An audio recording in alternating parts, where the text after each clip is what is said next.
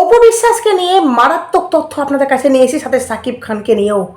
অপু বিশ্বাস, এই যে অপু বিশ্বাস সাকিব সাকিব করে আজকে অপু বিশ্বাস নিজের মুখে সবটা ক্লিয়ার করে বললেন যে উনি কেন শুধুমাত্র সাকিব খানের নামটা বারবার নেন, এমনকি প্রত্যেকটা ইন্টারভিউতে সাকিব খানের নাম কেন উনি উচ্চারণ করেন। বিশেষ করে অপু বিশ্বাস আজকে নিজের হেটার্সদেরকে একদম পরিষ্কার ভাষায় উত্তর দিয়েছে। কি বলেছে চলুন আপনাদেরকে শোনাবো। তার সাথে সাকিব খানের প্রিন্স, এই যে প্রিন্স সিনেমাটার পিছনে সাকিব খানের পিছনে বিশাল বড় ষড়যন্ত্র হয়েছে। কি ষড়যন্ত্র কেন বলছি চলুন আপনাদেরকে ডিটেলসে বলবো। চলুন প্রথমত আপনাদেরকে বলি, সাকিব খানের প্রিন্স সিনেমা এসছে, যেটা আপনারা হয়তো অনেকে দেখেছেন, আবার অনেকে হয়তো সাকিব খানের জন্য হয়তো কষ্টও পাচ্ছেন। তবে বলি যে রিভিউগুলো আপনারা শুনেছেন, কেউ বলছে খুব ভালো, কেউ বলছে ভালো, কেউ বলছে মোটামুটি, কেউ বলছে এটা আশা করিনি সাকিব খানের কাছ থেকে, সাকিব খান এর থেকে ভালো সিনেমা দেয় কিন্তু এটা চলবে, কোনো মতো চলবে। তো আবার কেউ বলছে যে সাকিব খান পুরো ফেঁসে গেছে। কেন এই কথাগুলো বলছে? যেখানে সাকিব খান সকলের ইমোশন, সাকিব খানকে নিয়ে এক কথা দর্শক বলে যে ফাটিয়ে দিয়েছে, তাই তো? কিন্তু এবার দর্শক পুরো উল্টো রিভিউ দিচ্ছে। কেন বলছে আগে আপনাদেরকে দর্শকের কিছু কথা শোনাই, তারপর আমি বলছি, আগে শুনুন। কেমন লেগেছে প্রিন্স সিনেমাটা? প্রডিউসার ডিরেক্টর আরো ভালো হইতে পারতো।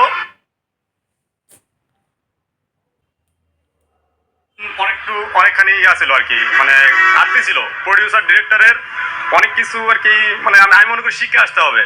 তাছাড়া তো এরকম ভাবে বাংলাদেশের ইন্ডাস্ট্রিতে শাহিদ খানের মতো একটা হিরোকে শো করে যে মানে একটা ব্যবসা করতে চাচ্ছে তারা, সেটা সম্ভব না। কারণ সাকিব তো সাকিবই, সাকিবের জন্য আমরা দেখবো, এতদিন দেখে আসছি সিনেমা, আরো সামনে যত আসবে দেখবো, কিন্তু মূলত ডিরেক্টর প্রডিউসার আরো ভালো হতে হবে।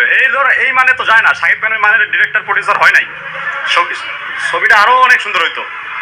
আচ্ছা, যেই বাজেটে করছে এই বাজেটে এভাবে আরো সুন্দর করা যেহেতু আপনি বলছেন, ভাই বাজেট হিসাবে, বাজেট তো আমি জানি না যে কত টাকার বাজেট, কত টাকার অ্যামাউন্ট এরা করছে, কিন্তু ডিরেক্টর প্রডিউসার আরো সিনগুলো আরো মানে গুছাই দিতে পারতো।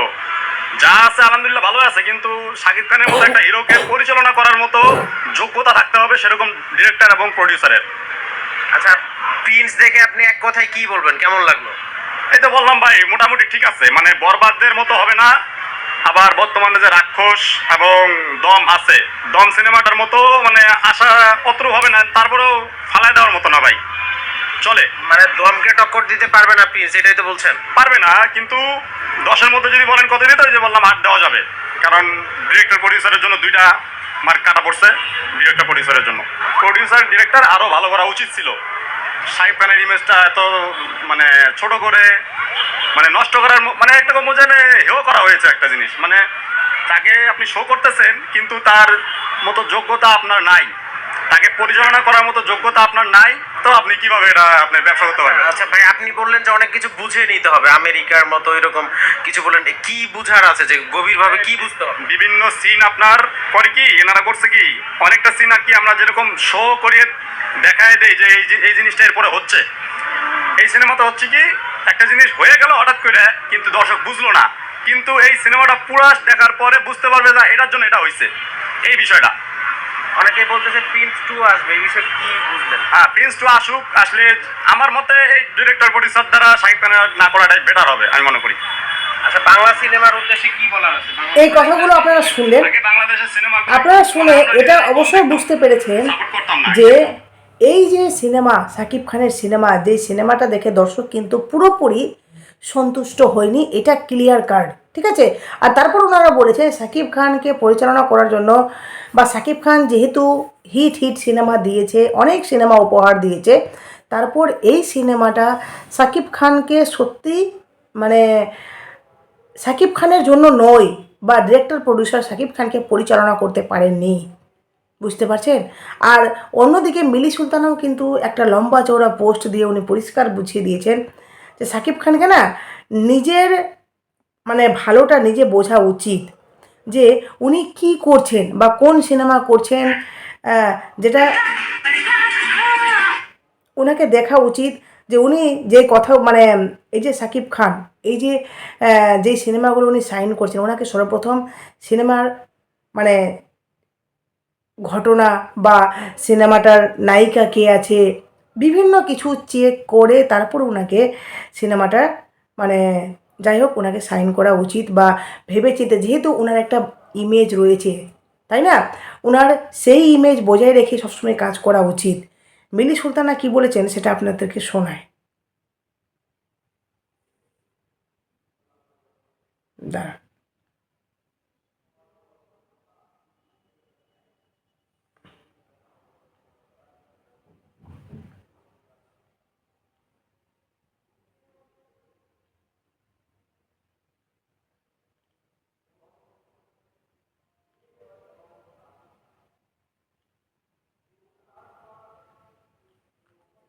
এদিকে মিলি সুলতানা বলেছে, মেগাস্টার সাকিব খানকে বলবো এবার চোখের সানগ্লাস সরিয়ে ক্লিয়ার চোখের দৃষ্টিতে চারপাশের অবস্থাটা দেখুন।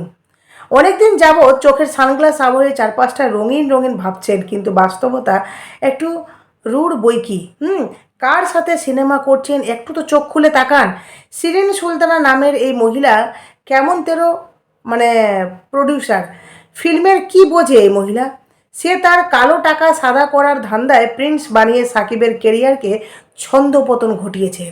কালো টাকা সাদা করার ব্যাপারটা শিরিন সুলতানার কাছে মচ্ছব হতে পারে, কিন্তু সাকিবের ক্ষেত্রে তা অনভিপ্রেত ইস্যুর জন্ম দিতে পারে।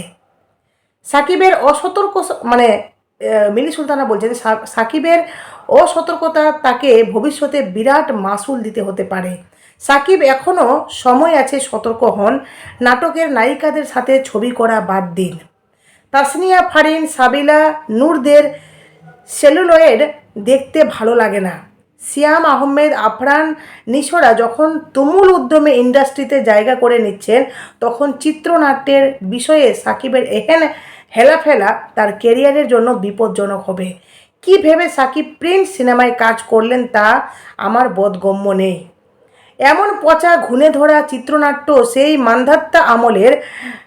ভারতের আমির খান, শাহরুখ খান চিত্রনাট্য নিয়ে রীতিমতো পড়াশোনা করেন, তীক্ষ্ণভাবে মানে সেটাকে নিয়ে পরীক্ষা নিরীক্ষা করেন। তারপর ঘন্টার পর ঘন্টা সময় ব্যয় করার পর ওনারা পরিচালককে অ্যাপ্রুভ্যাল দেন। এভাবে শাহরুখ খান, আমির খানরা কাজ করেন। সামান্য একটা ভুলের কারণে কেরিয়ারের বড় সড়ো ক্ষতি হয়ে যেতে পারে। মিলি সুলতানা কথাগুলো কিন্তু খারাপ বলেননি। আপনি বলছে সাকিব, আপনি যার সাথে সিনেমা মহরতে দাঁড়িয়ে যাবেন না কেন, বলছে যে আপনি যার তার সাথে সিনেমা মহরতে দাঁড়িয়ে যাবেন না, আপনাকে বুঝতে হবে সবাই রাইহান রাফি নয়, সবাই রাফির মতো কম সময়ে দুর্দান্ত মুন্সিয়ানা দেখাতে পারে না। এবার সাকিব খানের পালকে বেশ খানিকটা ঝটকা লেগেছে। প্রিন্স ব্লকবাস্টার তো হচ্ছে না সেটা নিশ্চিত, মোটামুটি একটা সম্মানজনক পর্যায়ে থাকা যাবে হয়তো। এটা সাকিবের তারকা ইমেজের সঙ্গে যা একেবারে যায় না, যেহেতু সাকিব খান মানে ব্লকবাস্টার, তাই না?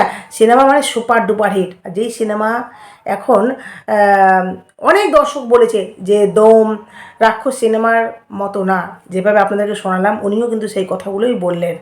তো সাকিবের নায়িকা হিসেবে জ্যোতির্ময়ী কুণ্ডুকে মানায়নি।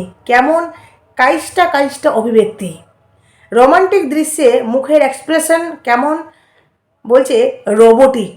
মানে রোমান্টিক দৃশ্যে এই যে জ্যোতির্ময়ী কুণ্ডু যে নায়িকাটি রয়েছেন তার মুখের যে এক্সপ্রেশন সেটা কেমন যেন। জ্যোতির্ময়ী হাসলে তার চোখ হাসে না, এটা তার মাইনাস পয়েন্ট। ছবির চিত্রনাট্য চরম হতাশ করেছে।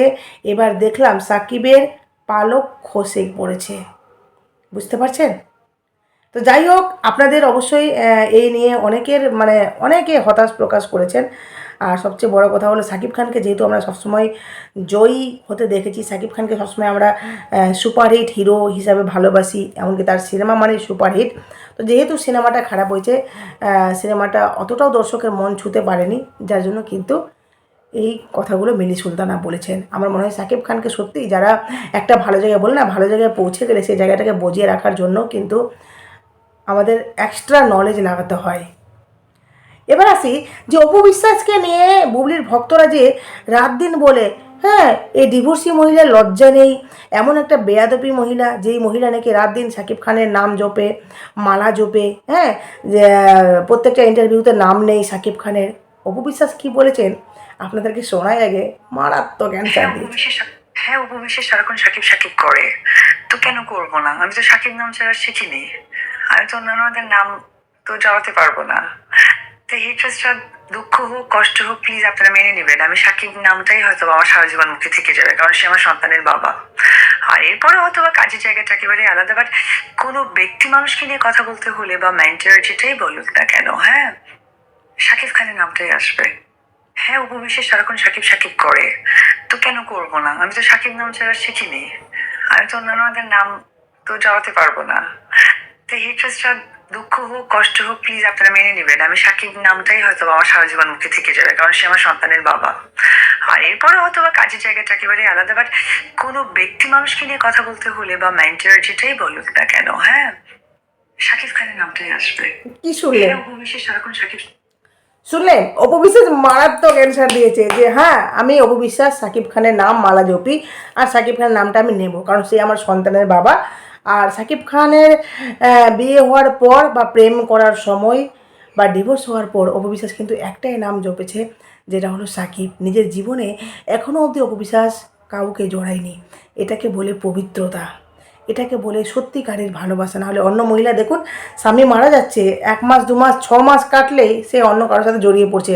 ইভেন আমাদের ইন্ডিয়াতেই দেখুন না, নায়িকা নায়িকা বলতে কি ওই সিরিয়ালের নায়িকাগুলো 5টা 6টা করে বিয়ে করছে। তো বুঝতে পারছেন, একজনকে ডিভোর্স দিচ্ছে, একজনকে বিয়ে করছে, মানে তারা প্রেম বা মন থেকে ভালোবাসছে না, এটা হলো মোহ। একজনকে ছাড়লাম, ওকে ভুললাম, আবার অন্য কাউকে বিয়ে করলাম। কিন্তু অপু বিশ্বাসের জীবনটা পুরোটাই আলাদা। উনি সত্যিই একজন ভালো মানে যাকে বলে ভালো একজন অভিনেত্রী, ভালো একজন মা, ভালো একজন স্ত্রী, আর ভালো একজন মহিলা। যাই হোক, আপনাদের মূল্যবান মতামত অবশ্যই দেবেন, অবশ্যই নতুন থাকলে পাশে থাকবেন। টাটা, অপু বিশ্বাসের পাশে থাকবেন।